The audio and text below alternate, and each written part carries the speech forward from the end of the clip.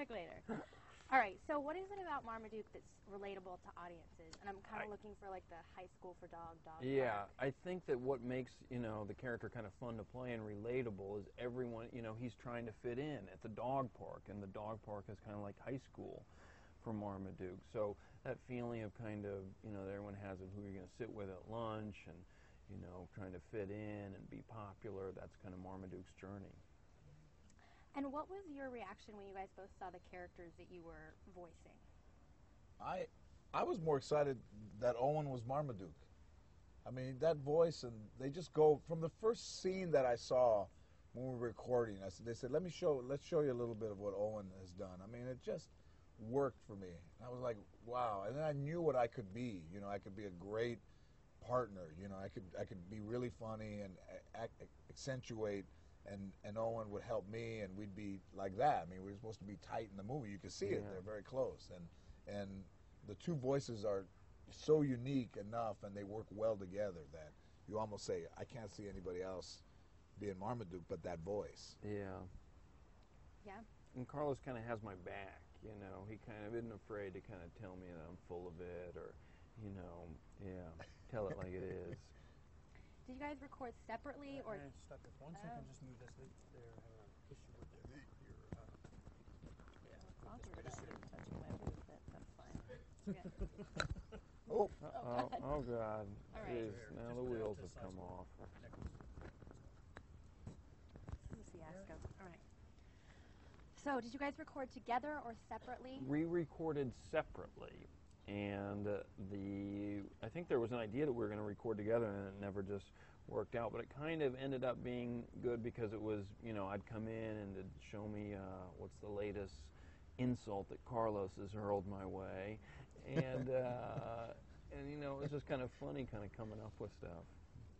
How was the process for you? I loved it. I loved all of it. I mean, the first time it was very relaxing in there, and Tom, the director, did a great job of keeping that energy.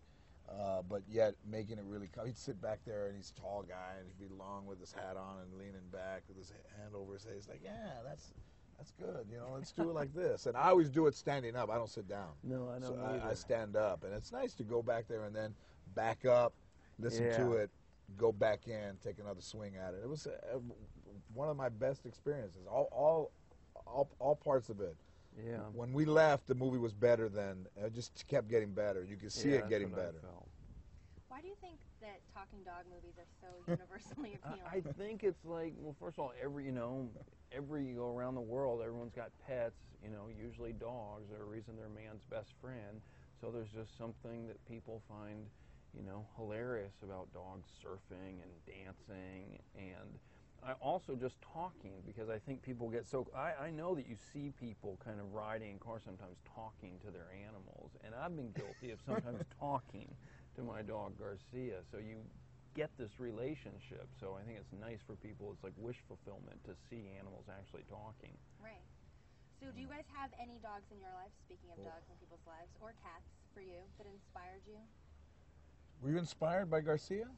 I was like, I would say that I wanted to, dignify the way I think Garcia, my dog's life is, through Marmaduke. I don't know. Okay. I have a cat around the house that's from Hawaii, but he wouldn't sound like me. I think he'd sound more like Tommy Chong. My cat. What's going on, man? I think he'd be more, I'm more of a frenetic type speaker. That cat would be like. That's what you're telling me. That's pretty much. Right. So you guys are both dog lovers. If your dog could ask you a question, what do you think it would be? More food. Why can't I have more food all the time? And I'd have to explain, because you don't need it. It's twice a day. That's all you need. What about you? Mine would be like, we've peed on some stuff of yours. See how long it takes you to find out what exactly it is. All right, awesome. Something you love, we've destroyed. Now go look for it. We've destroyed.